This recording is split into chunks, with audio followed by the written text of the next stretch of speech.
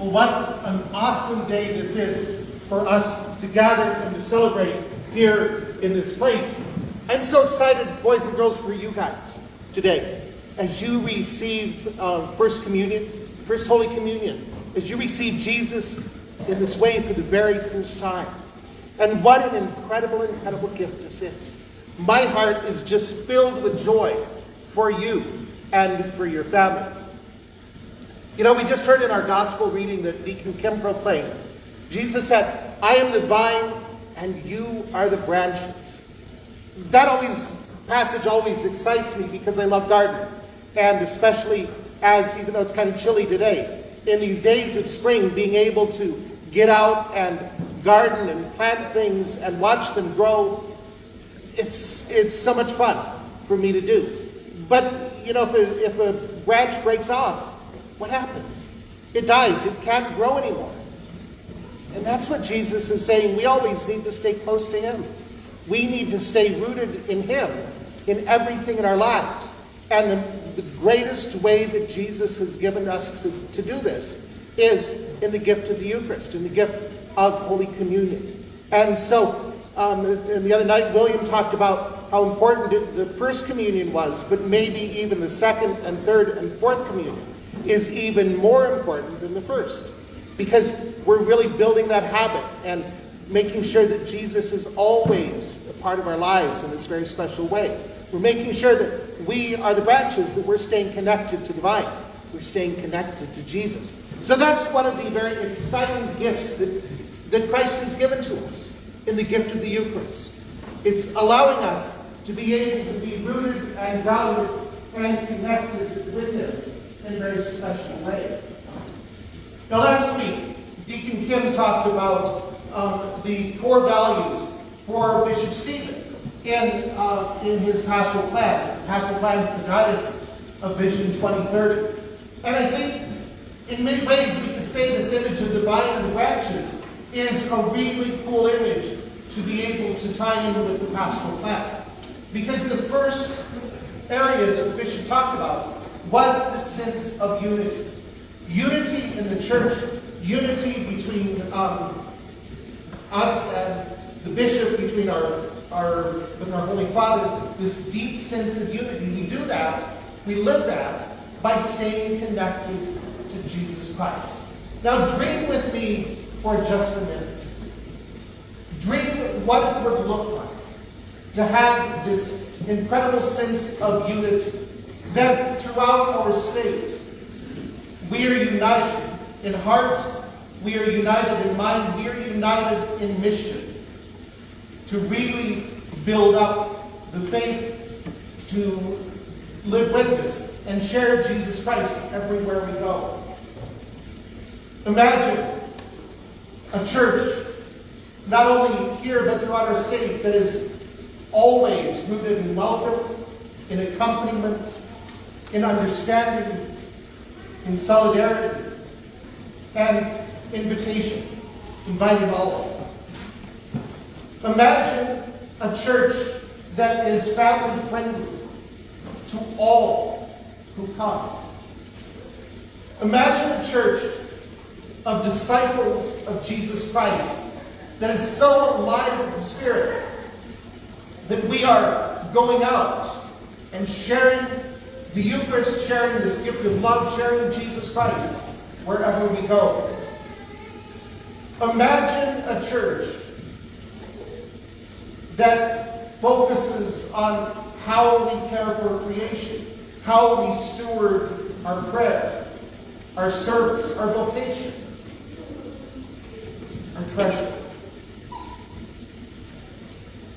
Imagine a church so on fire that we are drawing others in, that we are pulling in people of all generations, that we are pulling in and inviting people of all cultures, that we are evangelizing, sharing Jesus Christ in word and in deed.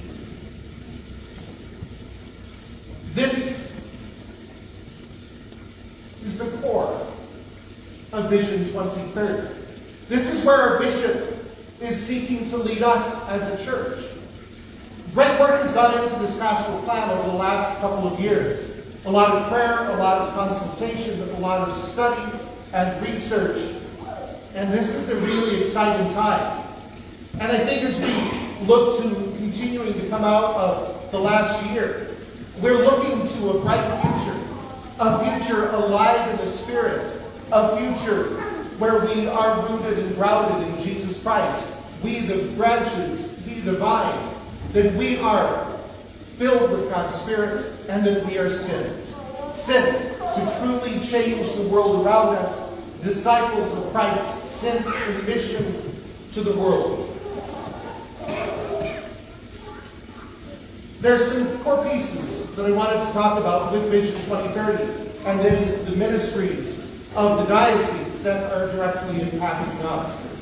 So a central piece is, with this Vision 2030, is how we grow as disciples of Jesus Christ. How we grow deeply in love with Jesus. That's one of the things that, with our first communicants here, look to them as that example. Because we see in them their love and their fire and their passion for Jesus Christ. We see their hunger for Jesus in the Eucharist, and that changes us. That impacts us in our lives as a community. We, as people of God, seek to grow more deeply in love with Jesus Christ. We seek a sense of radical conversion, much like that of Saul, who literally was knocked off his horse, but so came to Jesus, so on fire.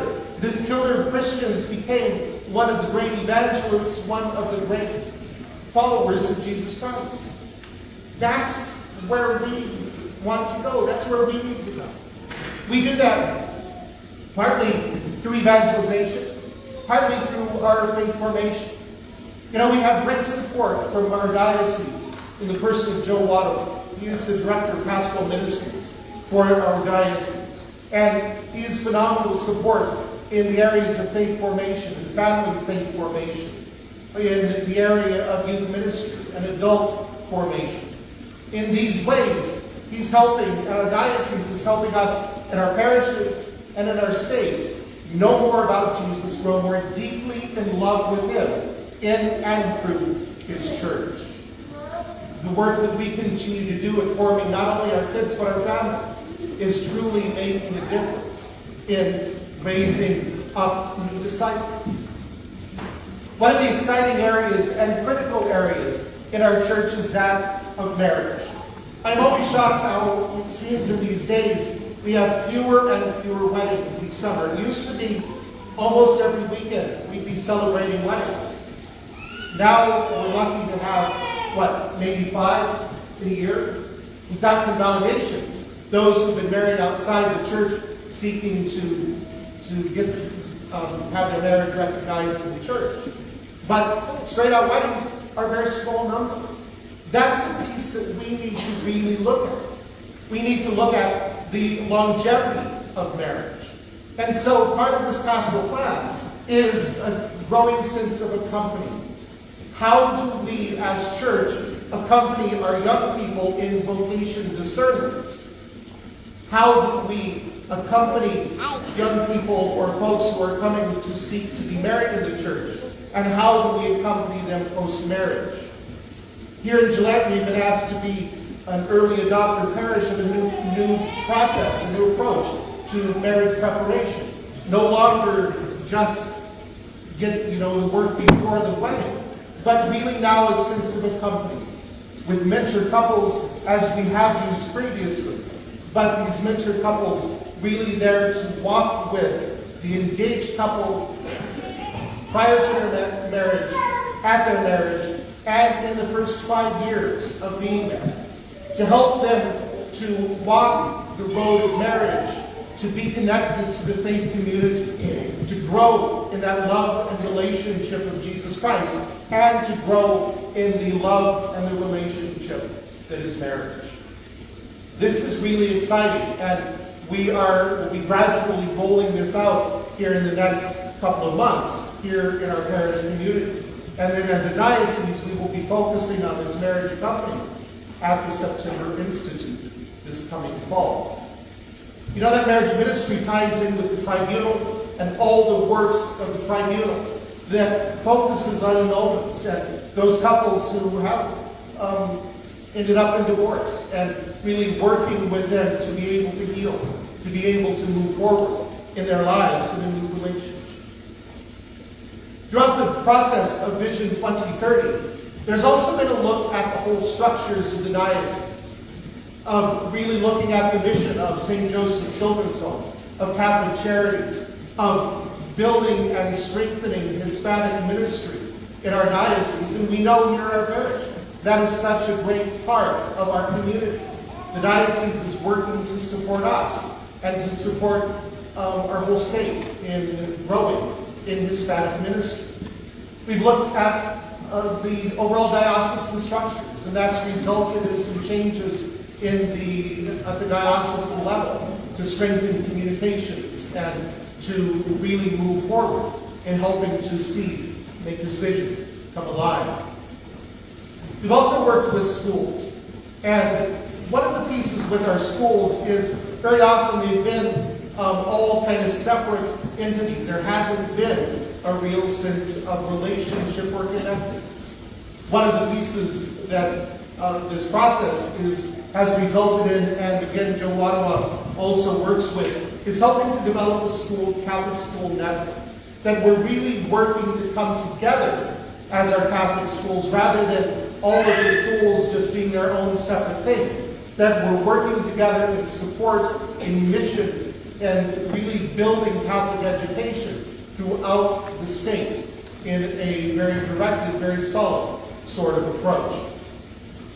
In all of these ways, we benefit here from the work of the diocese. Some directly in programming, some in support, some in vision. This vision is going to help us as a parish to shape our ministries, our direction for the next 10 years. This is an exciting vision and an exciting time for all of us.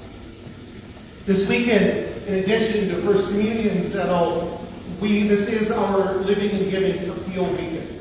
Living and Giving in Christ is the annual diocesan appeal, and the funds which are collected through this appeal really help to support the vision, the mission, and the work of the diocese, and in turn to help us as parishes here and throughout the state to really grow, to really be able to implement and live out this vision that has been given to us through much prayer and work of our bishop.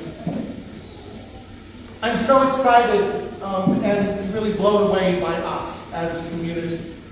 This past year, when we entered into COVID, we weren't able to do a formal appeal as we normally do. And I had visions very much of going to the diocese late in this campaign time and begging of forgiveness that we wouldn't be able to hit our goal. And we not only, as a parish, hit our goal, we surpassed our goal. That target every year is set based on our income levels from the previous fiscal year. And that is our obligation as a parish. And when we don't hit the goal, then we have to cover the difference through the ordinary income of our parish. So your efforts have helped to really solidify our own financial situation here in the parish, as well as support the mission and the ministry of the diocese. Truly, I was humbled and so very, very grateful for your response and your gift in the past year. I would ask once again for your support this year of this Vision 2030, of the mission and the ministry of the diocese, as we look to such a bright and exciting future that truly can change not only our parish, our church in Wyoming, but we know how it spreads. That vision, this mission, will spread so much beyond just the borders of our state. In your pew today, at the ends of the pews are the Living and Giving pledge envelopes. I would ask you to share those with your neighbors in the pews. There's also pins in the pews. For the parish hall, we have the envelopes in the baskets up in the front. And if somebody could help in the parish hall to distribute those back to the people in the parish hall. We will take a few minutes to complete the pledge. And as always, you can do a one-time gift, but I would invite and encourage really looking at doing a pledge gift of how, maybe on a monthly basis, what you might be able to commit to the work and mission of the diocese. In my own life, I often think of my daily trip to either Starbucks or City. Yes, I think it's a habit. But, I think, okay, if I chose to make my own coffee, that, when it's all said and done, because usually it'll be a breakfast sandwich or something, when it's all said and done, that would be $7 to $8 a day. Just figure 5 days a week, $35 to $40. I could commit that to living and giving in Christ. And a very easy change in my life to be able to commit to this greater good. It's that kind of thing. Look at that sense of change, that sense of sacrifice, how as a community we can give to really support the vision and the mission that we are part of to really move the church forward in some pretty amazing, amazing ways in our state. I would ask your prayers for our parish, for our diocese, as we continue to move forward with Vision 2030, as we continue and enter in a formal way into our own discernment as a parish on what our pastoral plan will look like and how that will unfold. Continue to pray for the success of the work of the diocese and our parish, evangelization, and moving the church ever forward to this beautiful and bright future. And together, we walk in unity.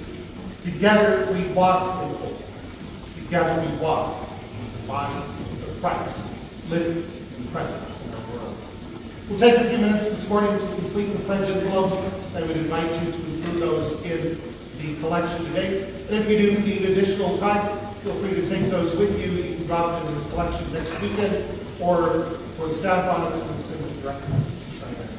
Again, thank you for your support for our parish, for our diocese, and the mission.